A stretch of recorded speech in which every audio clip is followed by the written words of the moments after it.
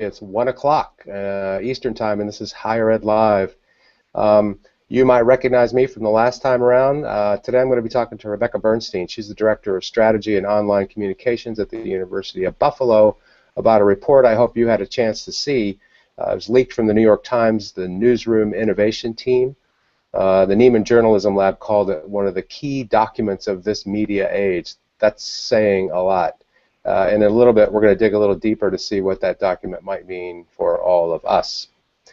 First, we have to do some housekeeping. Higher Ed Live is part of the Higher Ed Live Network, a series of professional development web shows and podcasts, which are always free and accessible to you in the archives at higheredlive.com and also on iTunes.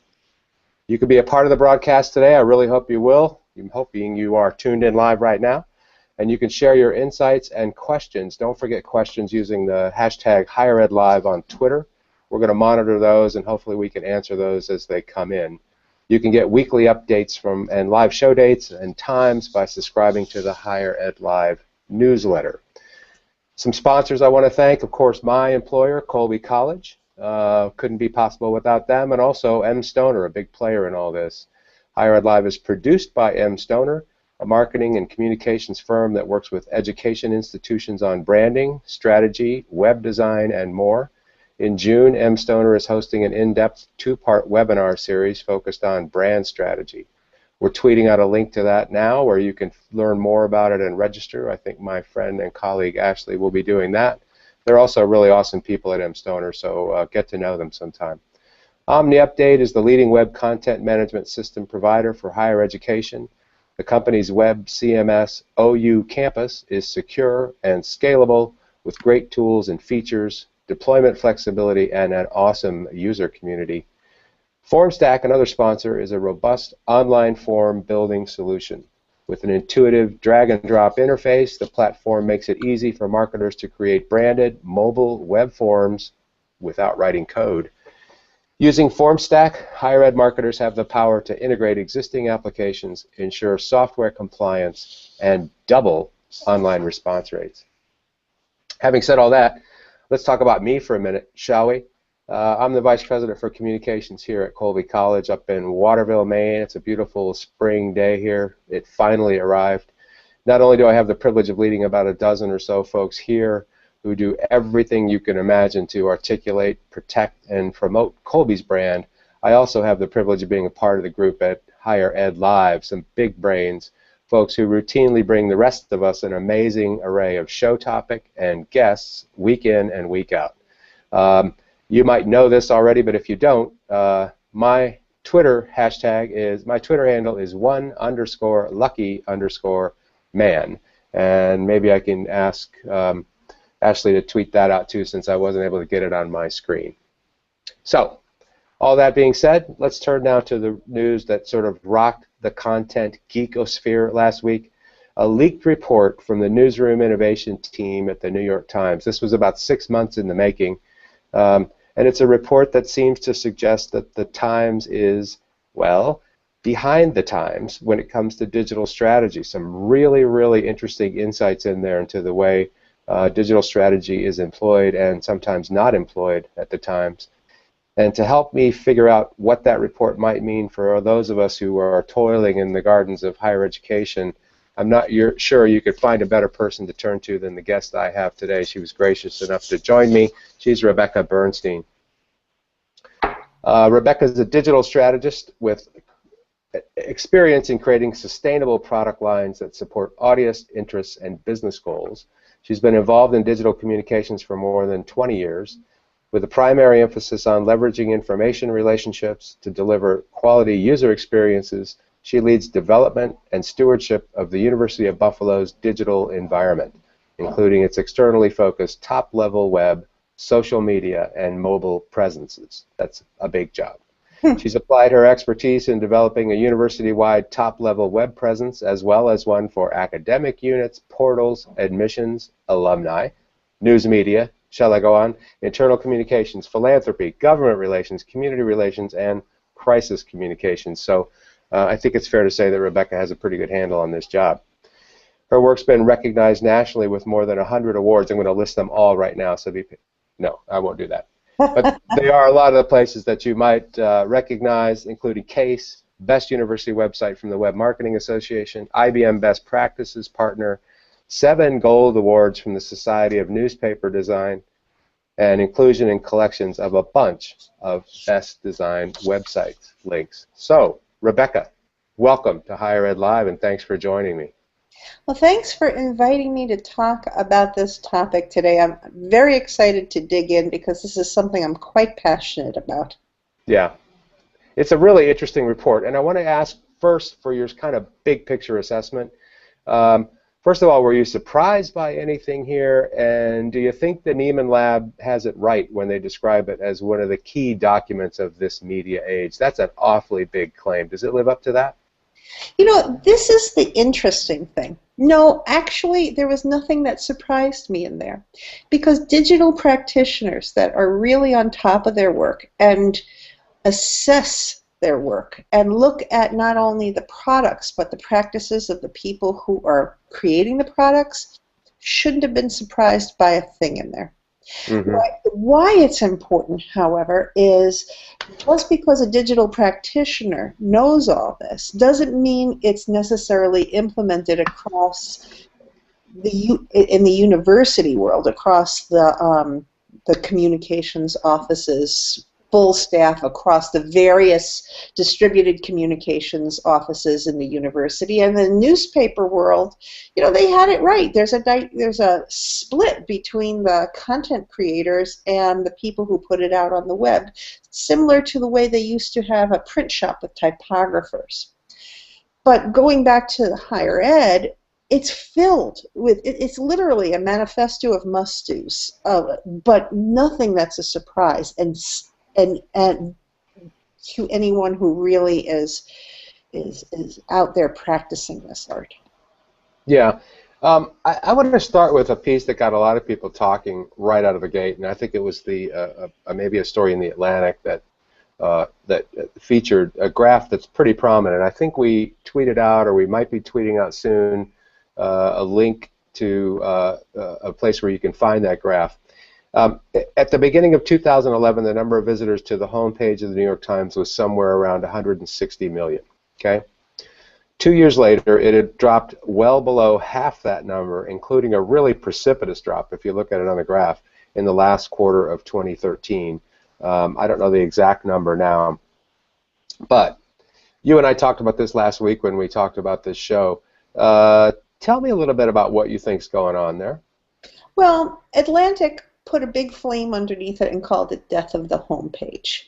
I look at it and say it put the homepage in its proper perspective. Let's think about how we find information in today's age. We use Google. That points us to things, and we don't always start at the homepage when we do. We subscribe to emails that give us news, and we click through the emails that get us deep into the actual pages themselves, and social drives us to pages. So it's no surprise that a newspaper would find the traditional role of the homepage diminishing as more and more people get put in sideways into sites. But here's the surprise about this. The New York Times has known about this for years. At the University at Buffalo, we came to a similar conclusion almost 10 years ago when we started doing email outreach of our well, we didn't start. We were actualizing and assessing the email outreach of our news stuff, and we saw that within our own news site that a small percentile of the traffic was to the home. It was almost one of the least utilized aspects, but every page within the news site was a landing page, and the aggregate or the critical mass of those pages became where most people played. The home pages and secondary pages as well. Truly, in today's digital world, every page is a potential home page on your site. Every page can be the starting page. And instead of putting 90% of our effort into home pages and 10% for the rest of our 20,000 page site, we should be distributing our efforts thoughtfully and building strong information architectures so that wherever you land, you have the ability to take next steps to complete tasks to have relative information. So while your homepage still has a strong role, it's not the showstopper, not the only way to distribute information. You mentioned to me last week, and I took note of this and thought, oh, I'm going to follow up on that. And you just said it again. We should be looking at every page, really, in our websites as a potential homepage. Tell me what that means in a practical sort of way. In other words, what sort of things should we be doing and not doing on those pages then, if we're going to consider them as homepages?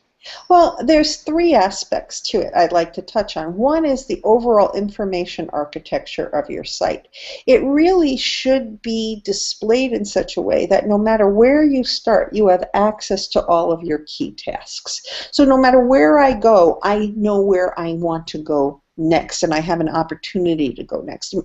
I recently worked with our law school on some SEO positioning and Google Ads, and we created a series of landing pages, and we found that the next steps people took were critical. There were certain kinds of ads that we wanted them to click through with just straight conversions, but there were certain things where we encouraged them to explore the law school site, and they did. The second area is page packaging. So for example, let's just go into strict news. We all do news and storytelling. So you can have an article in there, and that fulfills the link that people went to. Or you can have an article that's richly packaged with related stories, with profiles, with a bio page of the professors that you're highlighting, with links to the department. So once they get there, you're going to get more uptake on pages, so that that becomes their entry part. An article on genomics becomes an entry point to bioinformatics and life cycle, or to a faculty profile who might connect with an expert collaborator. And finally, if they're interested in, let's take a lesson from Amazon. If you're interested in this, you may also be interested in this. What else can you package as next steps and relative thing? If you're interested in this set of faculty accomplishments, how about these? Did you know about them? Let me introduce you to them. And when you think of every page like that, needing that type of effort, it becomes, every page in your site becomes a fabulous starting point to deepen relationships with your users. Yeah. Let me ask you another question then. There was long, I think, this philosophy that may or may not still hold, and I really value your opinion, although you may make me cry if you answer, if you give me a disappointing answer. I think there used to be this widely held sort of idea that the deeper folks travel into your site, the higher their tolerance is going to be for longer blocks of copy, for more information, right? So you had sort of wayfinding pages near the top, and then a little more information as they go down. But the idea being, the further down you drive them, the closer they are to finding the information that they and only they are after. Right. But I'm wondering how that works with what you've just described, in which there are all of these multiple entry points, as we all know, into our websites, and people might be landing at any given moment on any particular page. How do those two ideas work together? They actually live together quite well. Many years ago, MIT did a study called Scent of Information, and that basically boiled down into a nutshell is, if people get a place where they want to be, they'll kind of sniff the next place they want to be. And as long as what they are given links to fulfills their interests and they feel like they're on the right path, they'll actually drill forever quite happily.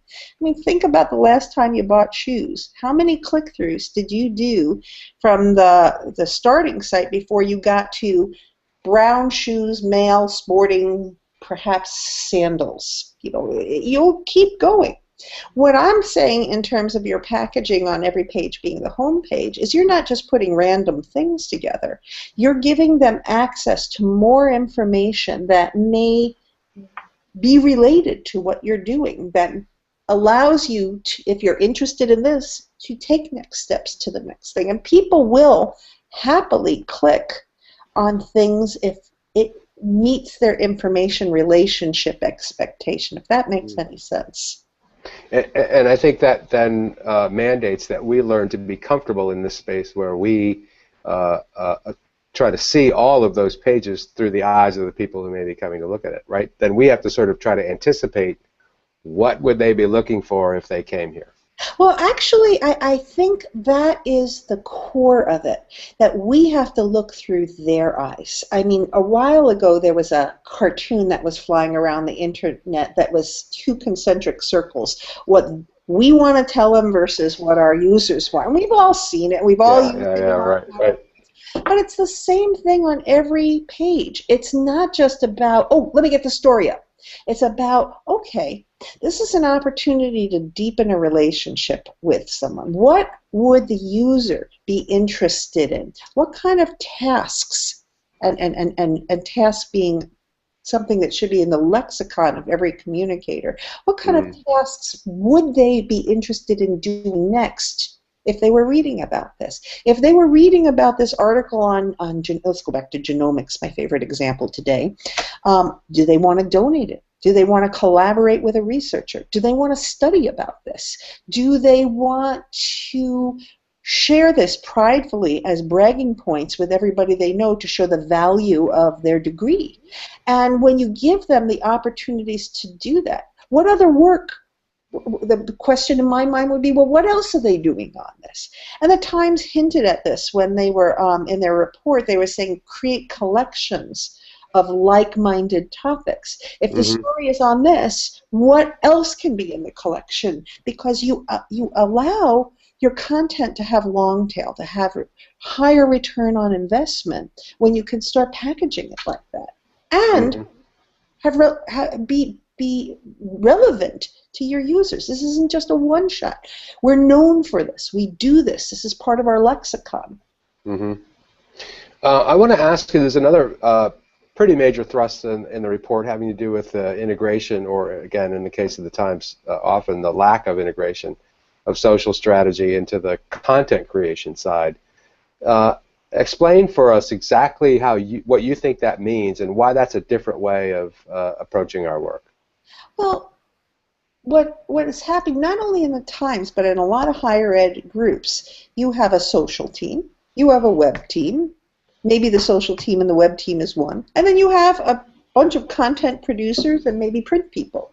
But what you're not getting is looking at your users and looking at your information, and everyone is being responsible for the relationship with their users with the information. So putting in the New York Times point of view, they created articles and then someone else tweeted them. They created articles and then someone else put Facebook postings. How many of us do that today? But smart people are thinking about creating articles in terms of content marketing. So everything I do is something I don't do. Which articles will have the highest leverage with my audience? When I'm writing the article, how can I leverage the social points on it? What are the 5 or 6 tweets that would really make this article sing? What are the connection points that would make it resonate on social media?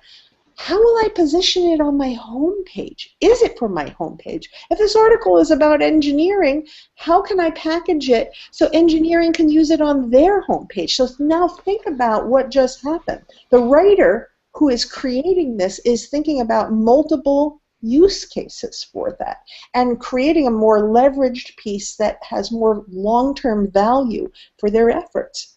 But when you're handing it off to a whole bunch of people to do things, your effectiveness gets diffused. When the writer's writing his next piece, he's never really thinking about how well it did on social or what engineering's needs were when they were using it. And you're never going to be able to elevate your work the way you would as if you were thinking integrated. And you and I were talking about the word integrated, how it was the fad word several years ago. But truly today, you have that opportunity to practice integrated marketing. Yeah. So I think it was ProPublica. I think I remember reading in the Nieman summary, and I don't know if this was right out of the report or not, that requires in editorial meetings that as a story is being pitched, the story creator, the writer, is required to have 5 tweets in mind. In other words, there's sort of a level of integration of social strategy so that the story and I don't know, I'm assuming, may or may not go forward depending on the strength of the social strategy that the writer's been thinking about and building into it. Do you at Buffalo have that level of integration, or are your content people thinking in that way already? We're beginning those conversations. So, for example, we deconstructed our latest alumni magazine. We took every story and we looked at the lens of every story through social media, through the homepage, and started identifying what hashtags, what influencers, what social channels can we publish this on. Now, we did this one after the fact, but we're supposed to be meeting with our team next week to talk about how we can make this part of the story budget creation. We're also looking at how we could bring this to all of our work, not just our alumni magazine, but we're using our alumni magazine to prototype this. And why? Because if I may brag, I think we have the best damn alumni magazine going. I hope you all get a chance to look at Buffalo, which just redesigned and is on its second issue. But we want that work to elevate and come to the attention of all 163,000 of our alumni plus, and all 30,000 of our constituents. And the way to do that is not just to give a physical thing on the coffee table, but to also continue to keep it relevant by sharing it in social. Wired magazine creates 5 to 6 different Facebook posts for each one of its articles. So does Fast Company. And it's also all over Twitter. I mean, I can't even count how many tweets they have on that. And it frames on Instagram. To be relevant, you need to be able to push your articles to the people who want to consume them in a way that is consumable. And I will say social gives articles more long tail. Mm-hmm. Yeah, and I think, if you think about it, it's interesting too, because it is, in my mind anyway, it's purely additive.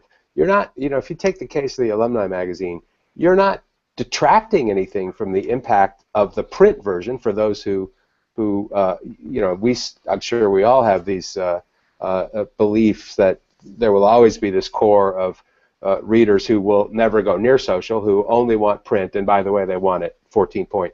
The sort of grafting of social onto that does not take away from that print experience. It simply adds to it for those who are interested in those forms. Usually in our businesses, I think there is, in fact, if you add something, something goes away, right? So we're not talking about that. We're talking about something that is an enrichment of content, right? I will call it more than enrichment. It's taking the content to the next level. It's allowing multiple points of sales for that content to be entry points to your end user. And if you could get them excited about that content, the next time print is going to come in, they're going to be more excited to read it. Right. We're all busy people. Think about how many things compete for our coffee table. Even if I was excited about my alumni magazine, do I really have the time at the moment it comes in? And how many things get stacked on top of it? But this keeps on bringing it alive. And I will go further to say, and I think there'll be some tomatoes thrown at me for this, that you should foreshadow the content by breaking it early in social, getting people excited about what's coming in. When you have foreshadowed content and it comes in and you can see the connection, I think you're going to be more likely to read the print. Yeah, we're starting to go in that direction, actually. We're having lots of discussions about how we can sort of cue readers' interest by letting them kind of get an insider's view of the creation of the story. In other words, so that the writer will tweet, I just had the most interesting conversation with X. I love read it in the next issue of. So we're trying to do that. I want to shift gears a little bit, partly because I read. I could read that piece over and over and over again, and I'm interested in it in this very abstract way. But I really want to be able to take away from it some concrete tools and very tangible ideas that we can use to change the way we work. And one of the things that struck me in the report, and you and I talked about this a little bit last week, was there was a chart included in there that was kind of a taxonomy for tagging, right? So it had a sort of rubric. It was a list of 5 or 6 different categories down one side and some possible tag suggestions. And I think the idea was to get this kind of taxonomy in the minds of content creators so that it happened at the moment and it became ingrained as habit. Are you using anything like that, or what is, do you have a sort of cohesive, comprehensive tagging strategy, or are you more like a lot of us who, we hit the sweet spot sometimes, but we haven't fully fleshed out our way of thinking on all that? Well, what I think the Times is showing in terms of the timeliness and the story tone is where everyone should be going to. Where we're doing tagging is in terms of audience, story type, thematics. So, for example, research on, I'm just picking on our med school because I know they've been doing fabulous work there, research on diabetes. And it allows stories to populate into collections that go beyond the walls of websites. We have a university-wide CMS, and by using tags, I'm going to talk about both hidden and audience in a second. By using tags in terms of populating content, we can allow content to come together in many different ways and be used more often and in a more timely manner than they would be if we were doing it manually. So, for example, by simply tagging by the decanal unit, engineering or medicine, we could shoot out content to their sites. By tagging on topical themes, we can create collections. I have to give credit where credit's due to David Anderson from the medical school. He came up with a concept of actually creating tags by every single professor that we have so that content can be collected on their profiles. And when you think, well, that's not such a big deal, but when you have the medical school creating their own news and university creating its own news, and maybe there's bioinformatics where a lot of our professors from the medical schools do their work, this tagging allows the information to flow and be reused. Now, from the audience point of view, tagging allows them to pick out kinds of threads that they're interested in to have personalized information. I'll go back to the example of diabetes, or maybe it's mitigation and response to extreme events like earthquakes or volcanoes. You should be able to see collections based on tags. You should be able to, and we ran this for a number of years, be able to subscribe to emails to send you a customized set of news that's aggregated by tags. I mean, this is really the exciting part of it.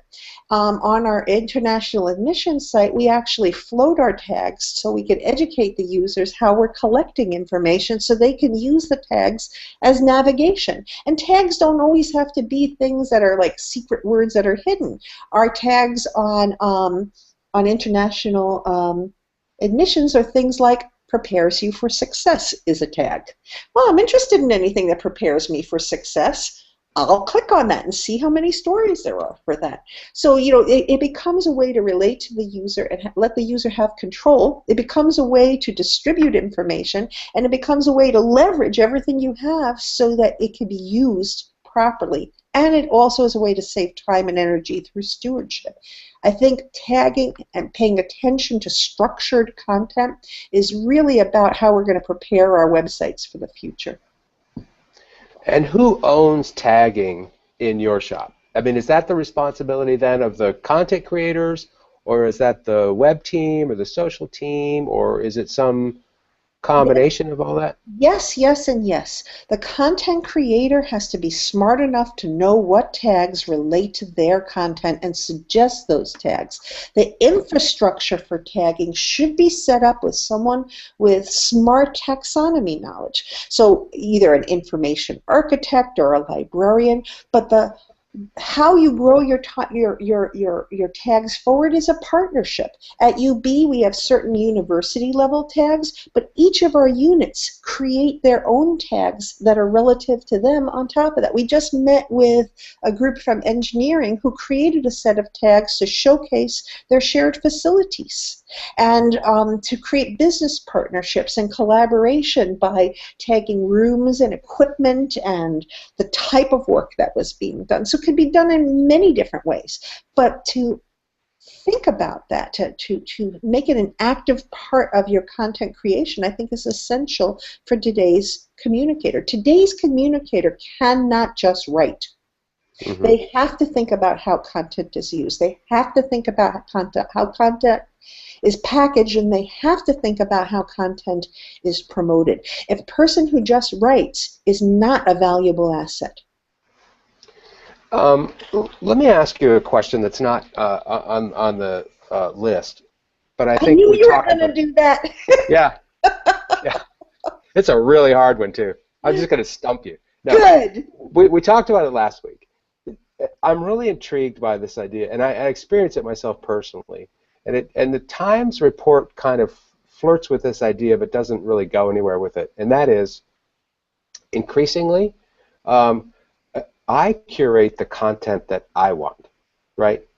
In other words, it used to be that folks like you and I, we could push these things out. We controlled the shape of the news coming out of our institutions. And what got me thinking about this is this idea of tagging then allows viewers, readers, consumers of our content the capability to curate their own.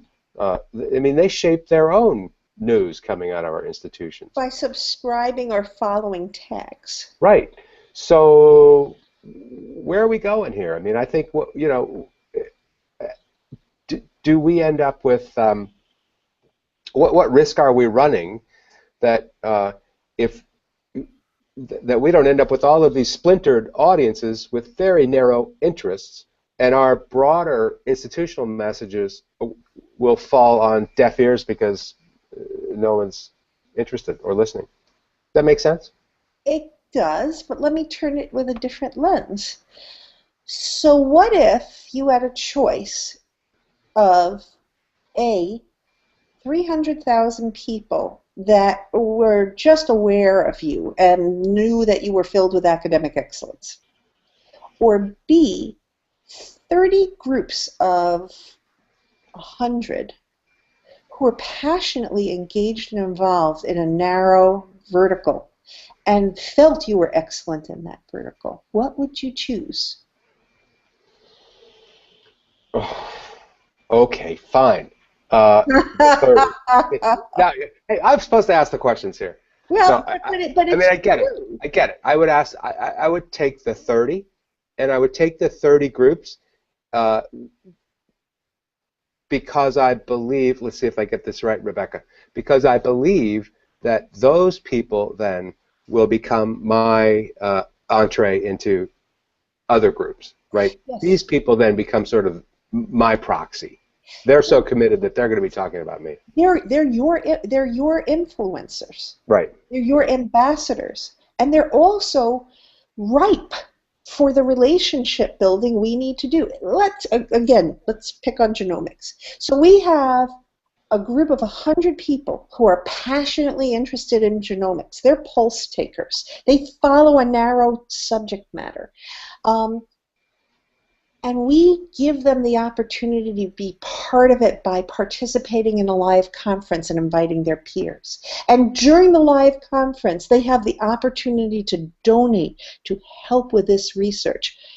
I would postulate that you would have a high level of donations from that. And those donations are the first in an entryway to a giving path that can grow deeper, better, faster. Mm-hmm. And I'm not diminishing the overall brand and overall institution. I think you can do them both. But we have an opportunity to connect to people in different ways than we've ever connected before through personalized channels. Now, I'd like to support this with a study that was done by CNN on how people consume news. And they worked with a very famous group of information architects who did personas for them. And one of the personas was people who like to get the latest of everything. And the latest of everything people got a product called CNN Headline News that we're all familiar with. But they also found that people were passionate about deep verticals, and they created deep verticals for those people who were passionate about them. And I think we have the opportunities to not just say this or this, but give it all. Bring it on. Let's make our site work. Let me take the website out of this. Let's make all of our communications work for however people want to consume or have relationships with us, and it allows us to edge out into groups that maybe we didn't even know had a relationship with us or a possibility for a relationship with us. Mm-hmm. And by the way, some of the stuff I'm giving is back from the ethnographic research we did at UB several years ago looking at audience behavior. Mm-hmm. Okay, back to the report a little bit. I appreciate that aside there. If there are copy editors listening, I'm going to ask that they sort of mute their computers for a moment, because this is going to make them swoon. This is out of the Nieman gloss of the Times report. The Times must be willing to experiment more in terms of how it presents its content. And this is a direct quote from the Times report. We must push back against our perfectionist impulses. Though our journalism always needs to be polished, our other efforts can have some rough edges as we look for new ways to reach our readers. This is really interesting to me, and I'll tell you a little story. We did, during yield season, we ran a student-produced video, and let's talk rough edges, shall we? I mean, it had some rough edges. Well, it caused a bit of a stink here on campus. Some faculty members were upset about it. They didn't think it met our standards. We heard from some other folks who were a little disgruntled by it. They did not see what we saw, which was incredible click-through rates on that video, and people watching the entire thing. This is the whole sort of struggle, I think, that we're sort of wrestling with here. But talk to me about how that idea translates to us. This the idea of rough edges being okay as we look for new ways to reach our readers, or in our case, our viewers. I see two lenses on this. One is authenticity and the ability for our end users to consume authentic content, and the other is fast and responsive. And when we look at different ways to consume our content, I think we're looking at both of those as an opportunity. So, for example, if there's breaking news, how many of us have taken the time to show our relevance of our faculty members, where we are spending time writing and packaging and getting things perfect and running quotes by people, and it's 3 or 4 days later and you're out of the news cycle. But by being iterative and nimble, we can maybe not be as polished, but be more relevant. Or conversely, if you're looking at the authenticity, how can we feel good about citizen journalism or citizen marketing, where we're taking very real things and we're saying, yes, this is part of our brand, this is part of our message, and feel good about using it? Michael, I think you have cut out on me.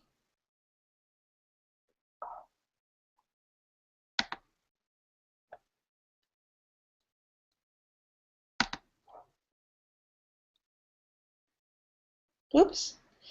I think Michael is gone. But I will go back on chatting on this topic until he comes back in. Well, anyways, an example of something that is not perfect is a series of profiles we did on our international admissions site. Each of the profiles were co-written between our writer and the end user, and the images were all taken by the students. And they're exciting, and they're real, and they're not marketing, because I think our end users really know how to connect with real content. They know what real content is because they're out there in social doing it. They're creating content, they're consuming content, and quite frankly, I think they value it a little bit more when it seems real rather than packaged. I'm just checking on what's going on. Hang on.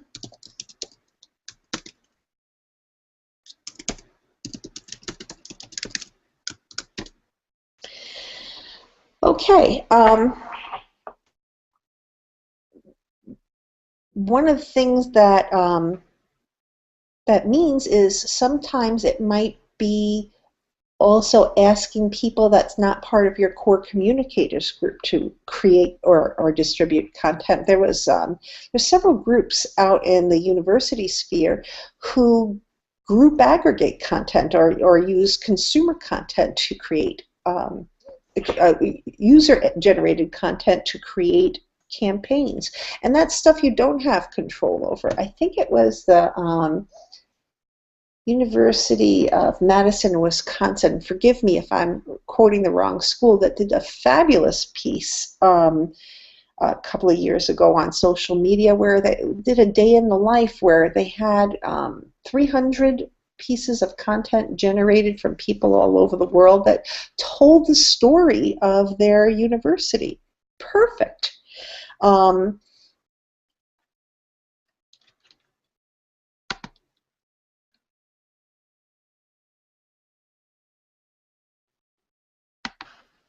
Okay.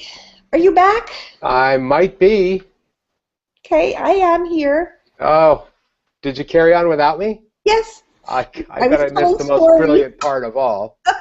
Oh, for heaven's sake. I'm sorry about that, folks. It looks like our whole network sort of went a little haywire here for a moment. So, but I am quite certain that answer was brilliant, and I'm going to catch it on the rebound through our podcast. So, hey, okay. Listen, I don't know how we're doing on time here. I had a little panicky moment there, but something else I wanted to ask you about. There are a lot of examples in the report on how some pretty new kids on the block are handing the Times its lunch in terms of reusing its content. Gawker, BuzzFeed, Huffington Post have all scored pretty big wins by aggregating and repackaging Times journalism. What's up with that, and what can we learn?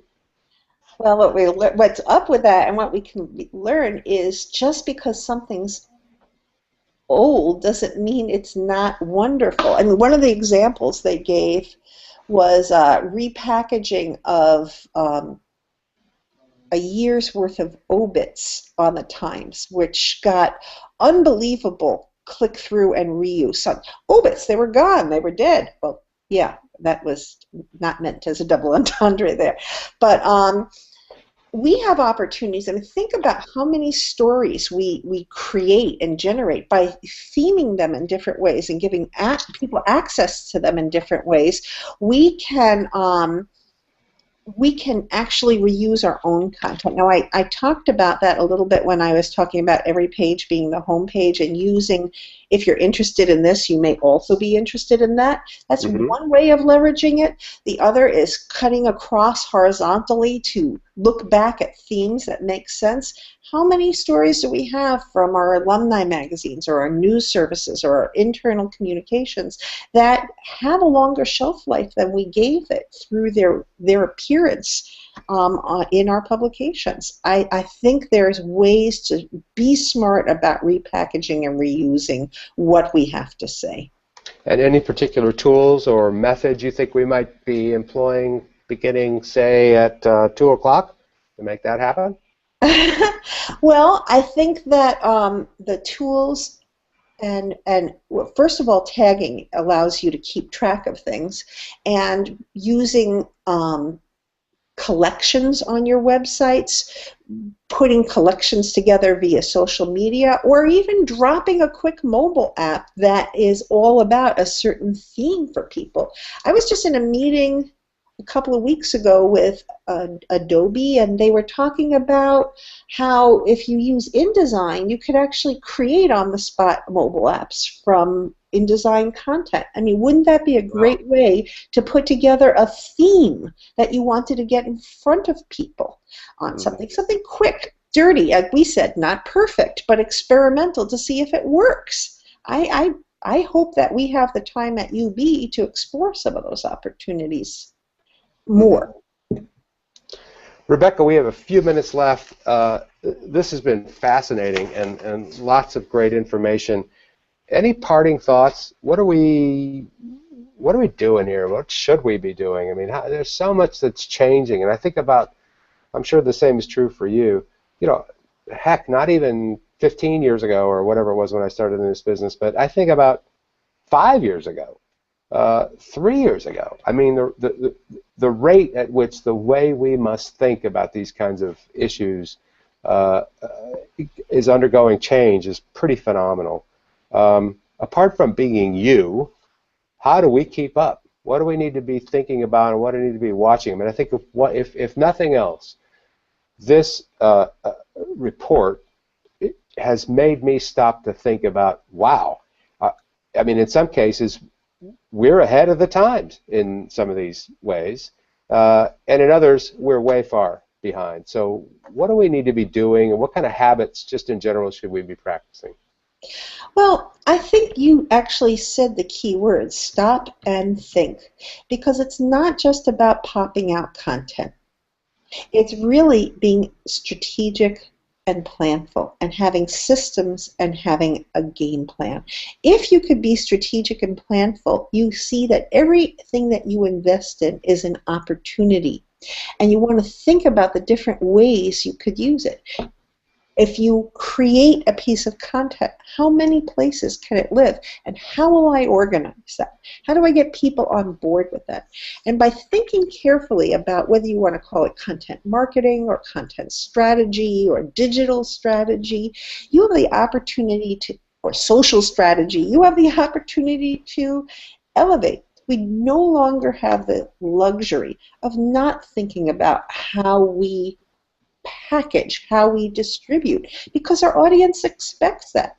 They're out there in the commercial world, and that's the world they live in. You know, they go on Amazon every day and see reviews and see if you want this, you want that. They are able to follow tags. They're able to follow content. They're on Mashable. They're able to personalize things. And we have to change with the times. I think this was a wake-up call to newspapers of what exactly they need to focus on, and I think in almost every example they gave, there's a higher ed wake-up call as well. And whether you have a digital strategist on staff or not, or whether you have a digital thinker in your realm or not, it's an opportunity to say, where is it that I need to go to communicate in the way my consumers need a relationship with me. They need to be communicated to, because we have a lot of opportunities we're not taking advantage of. Yeah. Rebecca, I knew last week when we chatted on the phone this was going to be a great conversation, so I guess I'm not terribly surprised that it has been. Folks, Rebecca is from University of Buffalo, and is it online, what's your title again? I'm looking for it here and I've forgotten. It's online. Director of Strategy and Online Communications at the University at Buffalo. There you go. So you heard it here first. Rebecca, thank you so much for your time. I really appreciated it. Sorry I had sort of the equivalent of a blackout there, I guess, a little digital blackout for a moment, just from all that knowledge rolling into my head. Thanks to you folks for watching. Thanks as always to their program sponsors, Stoner, Omniupdate, and Formstack. Stay tuned to Higher Ed Live. Follow us on Twitter. We have some big news to share pretty soon, and that's going to mean changes for the next network starting next week. get reminders about this and other great shows. Lots of people joining us on Higher Ed Live and lots of good information. You can get all that by subscribing to the Higher Ed Live newsletter, browse the archives at higheredlive.com, or subscribe to the podcast on iTunes. So again, Rebecca, thank you. I'm Michael Kaiser for Higher Ed Live. I'm going to be back next month with some more knowledge just for you. So thanks for joining us, and we're out.